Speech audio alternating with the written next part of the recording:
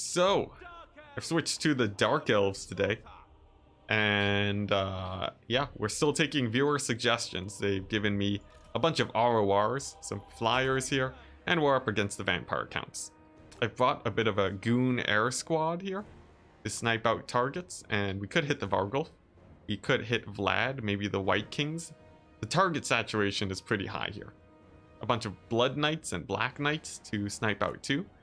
And the Blood Knights do have missile resist, so I'll avoid shooting them. And I think my target for today is going to be these Vargulfs. It would have been that or the White Kings, but the White Kings with their dodging ability are they're going to be a little bit harder to hit, as they do have quite a few shields. Yeah, they got shields, so I'd be a bit worried about trying to focus them down. And it's much easier to just pick off the Vargulfs in this case. They are just, they're very large targets. And they don't have any shields. So perfect opportunity. And even with a bit of dodging, they'll still be slowly getting picked apart. Now, for my Lord, I have a missile ability that I could shoot at these guys with. That should work out okay.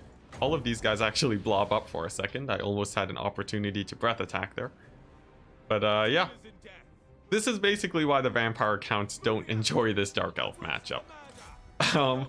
The cheese is absolutely brutal, and you know, I would never go such a cheesy strategy, but chat, you know, they suggested it. And you know, as we all know, chat, they giveth and they taketh away with bloated corpse builds and insane amounts of cheese. But yeah, that is true. If the vampire counts, and Loopy's coming in with some knowledge right now, he says if they go with air, this type of style wouldn't work. Essentially, you run the pretty big risk of being chased down by Fellbats for the entire game. And if this vampire counts build had gone for Fellbats, this build would be in a pretty bad situation. I'd basically be restrained to my box, and I wouldn't really be able to snipe out many targets. So yeah, it's no guarantee that this build always works for sure, but for now it's going pretty well. The Vargulf is nearly dead, and I'm gonna save Burning Heads to kill off these Karen Wraiths, as I could be spamming fireballs, but I don't know how well they'll do versus the Vargulfs. As for my ranged unit, he's going to be looking for Black Knights or Blood Knights to fire at as soon as possible, as shooting zombies is very inefficient. You definitely do not want to be shooting them if you have limited ammunition. And instead, let's see, just a unit of Black Knights over here. I'm going to turn instead to shoot at some Blood Knights. The White Kings are also using their Scab Scraps, but they're targeting down my Dark Shards. They actually don't do too much damage. Both of the attacks sort of whiff. So that's actually a very good situation for me. As for my Lord, this volley of dark arrows is sort of like arrows of Kurnos, and it should be able to actually get in some pretty nice damage up against the Vargulf. We'll take a quick look at that. Let's see how much damage it does. A very mild amount of damage. Nothing too crazy, but it's not like I spent a ton of money on that anyways. And the single entities are getting engaged. Now the Medusa should be able to do decently in that situation, I think. Although I alternatively could be relying more on its ranged attacks onto these Blood Knights to kill them off instead. And in fact, I think killing the cavalry is going to be pretty important here. So I'm going to be breath attacking these guys, and a pretty chunky hit. We killed off mostly Black Knights though. I wish I could have killed more cavalry, and I am beginning to lose a good amount of my infantry in the back. So we'll see how this goes. Some Burning Heads should help out along some of these flanks, but my caster does get knocked down. My Blackguard even are actually on the verge of routing, and they rout off due to a bit of a misplay on my part. My Lord actually not really close enough to assist and give his leadership buff. That's actually pretty bad. The Burning Head did go fairly well though. And let's see here, the White Kings should be dying pretty quickly too. I still have the AoE from my K-Knight Assassin. And once I throw that down, I'm going to be feeling a lot more comfortable here. And there we go. That should be hitting up most of the cavalry. As for my caster, she is totally going to die before using up all of her Winds of Magic. So that is very unfortunate. Let's see, what else do we have here? Is the Vargulf still around? It's very hard to see through this mess. But with a few breath attacks, I think I should be all right. Things are getting a little bit dicey here. Still though, I have the breath attack. My Blackguard have rallied. The balance of power is still in my favor. And the assassin looks like he's doing all right too. My flyers, I guess, will finish off any cavalry by chasing them down. But honestly, this is looking pretty bad for me. I'm surprised the balance of power is so heavily in my favor. But I guess it might just be the Medusa. I'm not entirely sure. I'm expecting things to go fairly badly here. My main goals right now, though, are to kill off the cavalry and to kill off these single entities. The ranged shot actually does really well up against the White King. And actually, a bit of an idea. The Medusa is actually a very high mass target. It has pretty good speed, and she can actually run away and then start getting shots off onto the sides of the cavalry and so on. So I'm expecting her to actually get in quite a bit of damage. She shoots Vlad and actually knocks him down. So not the worst situation. And a breath attack on these knights too will mean that no cavalry can really catch the Medusa. And I'll sort of be able to kite down the vampire counts to death. A few black knights do charge in, but they'll be pretty easily killed off. And yeah, it's just going to be a kite game. So essentially, at this point, despite the vampire counts having a pretty scary infantry force, in the end, it really just is their footlords. My flyer still has more than enough ammunition to take him out. Same with my K-Knight Assassin. And they have nothing to really catch my troops. So as long as Vlad isn't indestructible, I think it's gonna be a pretty set game at this point. I'll even turn off fire at will on my assassin, just so that he can, just so he has enough shots to kill off the single entities. Not to mention this one healthy unit of Blackguard, are actually really hard carrying here. Their high leadership makes it very hard for the vampire counts to actually. It makes it very hard for the vampire counts to do anything here. And yeah, with another shot in on the White King, he should be going down. And I think I can even cycle charge Vlad at this point. Although not even necessary, it'll speed up the end of the game a little bit. And there we go. The White King is gone. It's just Vlad. And that's gonna be it. Target him down. And it's gonna be GG. A very rough match for the vampire counts. Yeah, you really need to have a little bit of anti-air. Otherwise, you can get pretty hard punished by this type of playstyle. And GG, I cheesed a new player. Indeed. But remember, you guys were the ones that told me to take flyers with shots.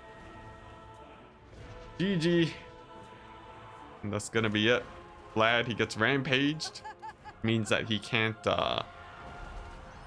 he gets rampaged, which means that he can't heal himself or cast any abilities, and that's gonna be it. Alrighty, so quickly, we'll look at some damage values. The Medusa, once it could actually start shooting, did pretty well. But in the end, I think Blackguard are generally better. The AoE ability is pretty cool, though. As for the Vargulfs, I was very fortunate to have routed them off so early. And then after that, it was just plain cleanup. I'm wondering, though, if I could have killed the White Kings with my shots a bit better. And of course, my Sorceress should have been spamming fireballs from the beginning. But there we go. Pretty straightforward game. But here we go. Dark Elves up against the High Elves. Guess what? It's a Monster Mash build. Loads of single entities. A Death Hag with a million buffs. Mostly melee attack ones. I'll be throwing that down when the Dragon Princes get on us. Throne Hellebron. Loads of even more buffs. Lots of rampage. And that means that my front line, or that my single entities, they're going to be dying to archers very, very quickly. Now, I can't dive into the archers because there are so many dragon princes, but what I can do is I can start to flank overload here. And I'll send in the harpies to shut down the middle archers and just wait for them to get routed. The dark riders will be acting much like much like how I use scurvy dogs, in that they're just going to be sitting back, sitting nice and comfortable until things actually start routing off, and then I can actually go ahead and yeah, after that, then I can actually start chasing things down. They'll be distracting the dragon princes for quite a while too, and now that the archers are well and lined up, I can throw down a few pendulums, and we'll see how this fight actually goes down. Now, there is a net. It does catch most of my troops. That is very unfortunate, actually. Phoenix does drop down, but it only kills off a few Corsairs. I still just really need to engage onto these troops, some Dragon Princes. They do catch a few of my Dark Riders, but an opportunity presents itself. Most of the archers are distracted. Dragon Princes do pull through, but now, potentially, I could get a pretty nice pick on them. So I'll send in my troops to go ahead and do that. The Harpies get shut down over here. And you know what? I'm gonna start proccing some abilities on Hellebrand. My caster should be able to rout off these archers. I'm gonna hit up the Lothern Sea Guard, but darn it, they move right as I cast my ability. That is very unfortunate. And that means that we're gonna be taking a lot of damage. Not to mention Techless too is gonna be pretty scary. And I only have 2 Dark Riders left. It means that my ability to shut these guys down is going to be rather hampered. The Dragon Princes have definitely made it quite difficult for them. And in fact, my Dark Riders even get shut down again. But I can continue onwards towards the Dragon Princes now. And just try to punch through into these archers, as I do still have a lot of single entities here. And they are still at decent HP. It's gonna take a lot of archer fire to actually shut them down. And once I actually rout off the cavalry, I can actually move on and begin hitting up the archers. But all of my troops are rampaged now. Hellebrand, she's in a pretty rough position, and it really depends on whether or not I can shut these guys down, and if this blob fight actually goes out in my favor, which is no guarantee. There is a lot of spears there. And we'll see, fingers crossed. The Dark Riders are doing okay. My caster is back online and operational. A pendulum to deal with all of these the spearmen is actually a pretty nice pick for me. I'm shutting down the archers. Hellebrand's doing okay, but I have had my Charybdis routed off. That's a little bit unfortunate.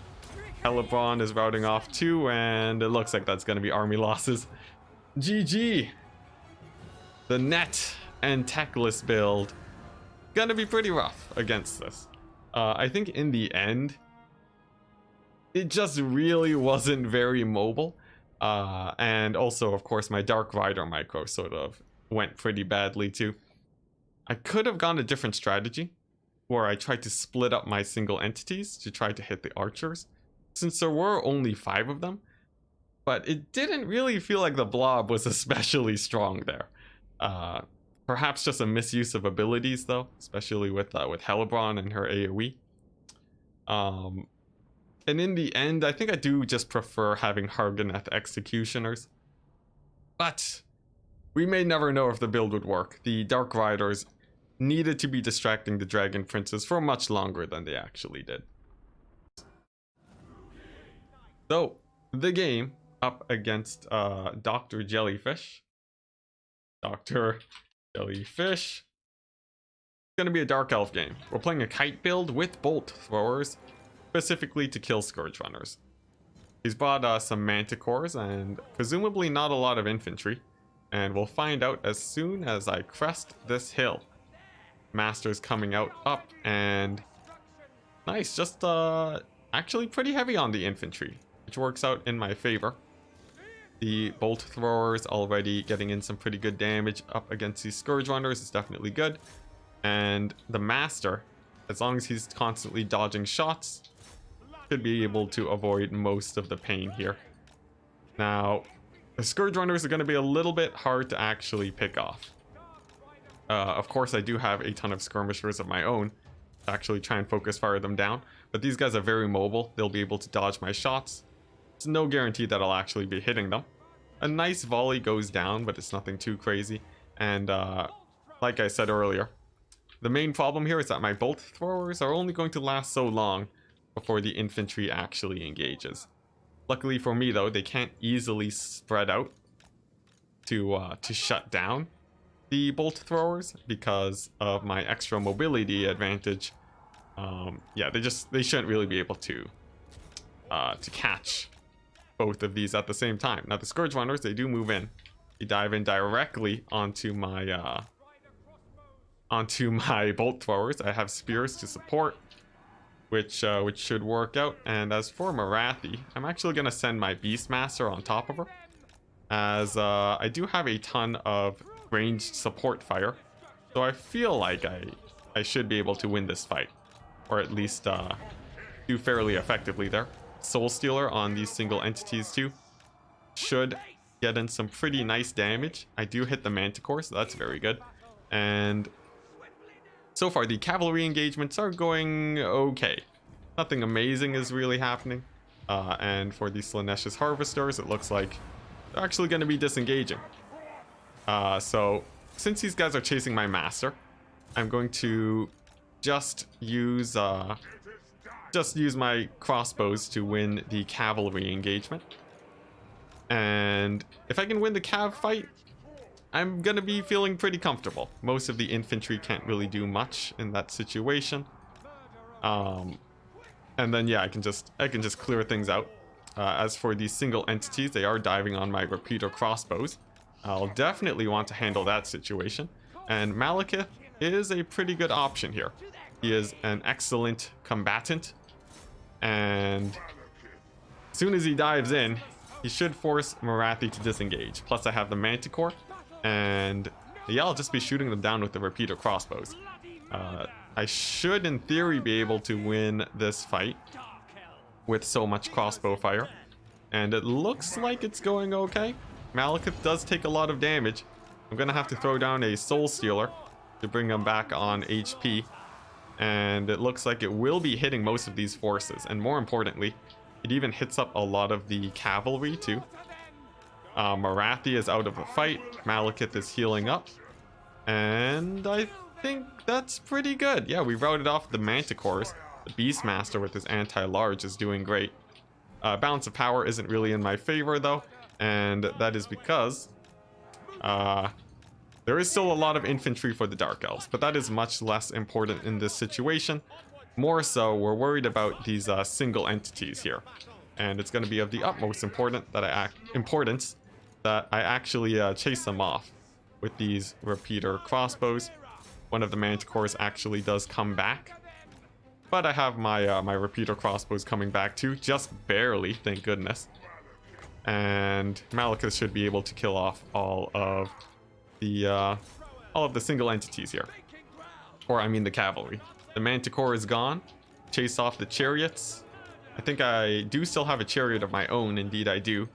So I think I'm all right. However, Malekith looks like he will be falling, unfortunately, to these Cold One Knights. Ooh, and that is pretty rough. That is actually quite bad. A Doom Bolt, though, actually lands on top of his corpse and kills off a few of the units. And that's going to be a minor saving grace for me. Not to mention, I also have the Beastmaster to provide leadership. And what I can do now is just secure this this air battle. The repeater crossbows should be able to gun down this Manticore, and I can get that routed off as quickly as I can. And it's just the chariots up against the rest of these Dark Elves. And there we go, the Manticore now routing off, I think. Looks like it's just barely holding it together, but there we go, it actually gets routed off now. And we have evolved into a kite game. I still have some cavalry.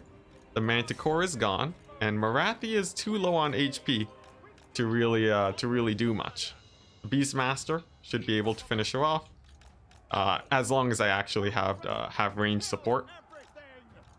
And ammunition is still looking hot on my dark shards.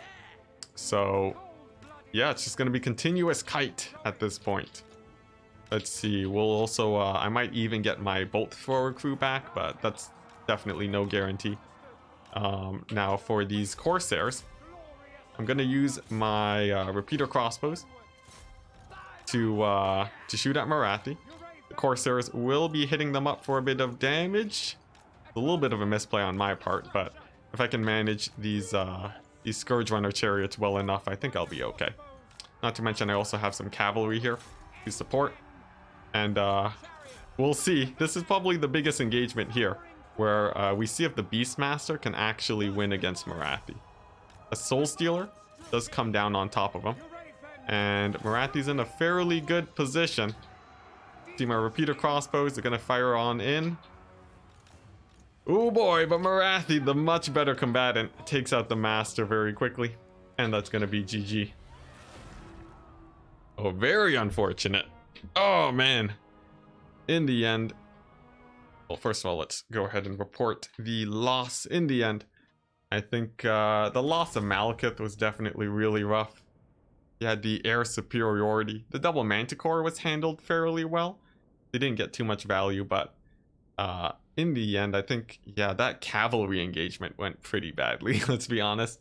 The Dread Knights, when they got caught up against the Harvesters and the Cold One Knights, they actually did pretty badly. Who would have guessed? I'm not sure if that's because I just took a bad engagement, or if it's just because these guys don't have anti-large. But I'm actually sort of suspecting that that might have been the case. Of course, my my dark shards could have done better, and the bolt throwers seemed like I'm not sure about the bolt throwers either. They did okay against the Scourge Runner chariots, but they didn't shut them down. Actually, far from it. What did get value was my own ROR Scourge Runner chariot. If I had actually gone heavier on the chariots, I think I actually might have won that. But there we go. GG. And on to the next one. Here we go for the final game of today. It's going to be a Dark Elf Mirror again with a with an anti-skirmish build with some pretty elite infantry. Seems like my opponent went for something a bit similar, but in this case he went for a little bit weaker on the single entity front, just taking a single Lokier Fellheart and a Fireball caster. I actually should have a pretty nice range advantage as long as he doesn't have too many shades, and shades are definitely a possibility. Just trying to judge based on his infantry, but most of his money must have gone into the Witch Elves, the Bolt Throwers, and his cavalry. So I think I'll be okay on that front. My Executioners will be doing a lot of damage, but I'll put them on the flanks to avoid these Dark Shards. And we'll see if my Hero Core has what it takes to pull out the victory here. Now, the Bolt Throwers, he's actually focusing my Bolt Throwers with his, and that's a really good trade for me, because I'll be able to kill off his much more deadly infantry over the course of the battle. As for the Dark Shards, mine are hitting up some pretty nice targets, and I think I'm going to move into combat now. I'm not expecting really anything in the back. There is an assassin to stop my lords from landing, but as soon as these Executioners get in the mix, we are gonna be very good to go. The Dark Shards, the Bolt Fiends, I'll focus them down with my own Dark Shards. We'll send in my casters. In fact, I'll even pendulum them, and I think that should actually be able to kill them real fast. A bit of a dodge, but not enough. They're going to be going down, and now I have secured a pretty nice ranged superiority. Now my single entities, they could dive in onto the Canaanite assassin, and I think they will. It actually feels like a pretty good engagement for me. And yeah, I have a ton of buffs. And the assassin looks like he should be going down pretty fast. Lokier looks like he wants to get in on the fight. and as he comes in, I'll disengage. But a really nice burning head does hit for quite a bit of damage. Routes off 2 of my dark shards immediately. That's very rough. And my Beastmaster actually took quite a bit of heat. However, I still have a very nice infantry advantage. So even though the single entities are looking a bit rough, I'm still feeling very confident in this fight. The Executioners, they'll be able to kill off all of these Cold One Knights. And for my Sorceress, I'm looking for another opportunity for a Pendulum. Instead, I'll just Occam's Mind Razor my Slaanesha's Harvesters. I'll up their damage by 1,000,000. They're basically doing double damage now. And very quickly, they rout off those Cold One Knights. That is actually really good. The Beastmaster too, with his buffs, combo pretty well for winning cavalry engagements. And now, with the Slaanesha's Harvesters winning the cavalry fight, I have free reign to shut down the back line of the Dark Elves here. They can finish off these Cold One Knights, and then all of the Bolt Throwers will be going down very quickly. I will be losing a few Dark Shards, but honestly, having the cavalry advantage is so huge, I'm not too worried at all. Not to mention, I also have the infantry advantage, so despite Lokir Fellheart being alive, he's not going to be a problem at all. I can cycle charge him after I surround him with my Executioners, and that's going to be more than enough. Now, there is a little bit of a Sorceress duel over here on the side. Looks like they're just going to be dueling it out, but basically not getting too much damage against each other. And it's also a potentially nice situation for me to get some snipes here. With Lokir Fellheart also pretty far away from this engagement, I'm going to go for another dive in on this Assassin and see if I can actually win that fight. I'm going to stack some buffs on my Beastmaster, and that should be able to kill off the Assassin very quickly. And there we go. We'll proc the sword, Tormentor sword, so Lokir can't really come into support. And that's going to be it. Now my Sorceress is going to be dying. She has one more Pendulum left in her. I guess I'll hit up the... I'll just throw it down somewhere on some infantry before she dies out. She's losing the battle because the other Sorceress is on a mount. But I basically have no more Winds of Magic left anyways. It's absolutely no problem. So here we go. All the infantry for the Dark Elves is routed off. The Slaanesha's Harvesters, absolutely amazing elite cavalry, are going to be winning it out. And I have a feeling like these Executioners are going to absolutely massacre Lokir and the Assassin. The Executioners, they are anti-infantry, so they have pretty crazy combat stats, and I don't think Lokir really has enough to fight up against them. But K-Knight Assassin shooting them in the back, clearly doing quite a bit of damage, so I'm gonna send in the Manticore support to take him out, and then that should be game. Manticore, Rakarth, or not Rakarth, the Beastmaster landing in, hits the Assassin, gets in a ton of damage. And then now with a few combat buffs, his damage value is going to be 780. We could buff it even more if I still had the Sorceress, but she's not going to be here to witness the glorious Lord sniping on Lokir. Just not enough to really handle the two Manticores, and that's going to be it. I think, unless I'm missing something. I guess my opponent's hoping for some really good RNG on Lokir, but with the Terror route, yeah, gonna be GG. Lokir slowly running into battle. Watch out. Yeah, Foot Lokir.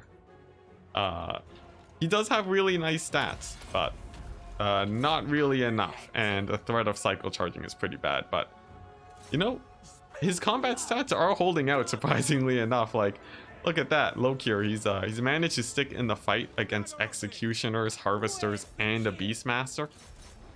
Because right now he has a 70 melee defense. You're basically not going to hit him without cycle charges. So that is exactly what I'm going to be doing. Pulling back into the air, and as soon as I land, it does not connect. But the second attack does. And Lokir is finally going to take another hit. And then that's going to be game. Oh my goodness. Dragging out for a surprisingly long amount of time. We'll throw down a few more buffs to try and hit this madman. He has Sigvald levels of hard to hit.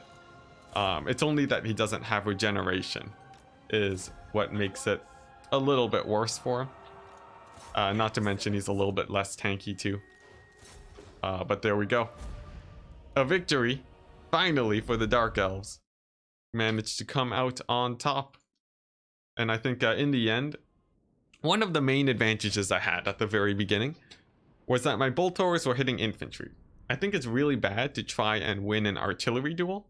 Instead, what you should be doing is just trying to pick out key targets, because in the end, all these bolt throwers basically got no damage on my actual important units. Like if they had killed off the executioners, these guys wouldn't have gone 3,000 damage value. Same with the Slanesh's harvesters. So I feel like that was a bit of a misplay. As for the rest of the build, Burning Head was amazing against my Dark Shards. Almost 3,000 damage value. And Lokir, he lived really well, but he actually got a lot less damage than I would have thought. He actually didn't get a fight until the very end of the game. And that's why Footlords generally have a pretty rough time. My Manticores I misplayed a tiny bit too, but otherwise, yeah, pretty fun. I really do like the Executioners though. They are one of the best elite infantry units in the game. And buffing up the cavalry with Occam's Mind Razor was a really fun time too.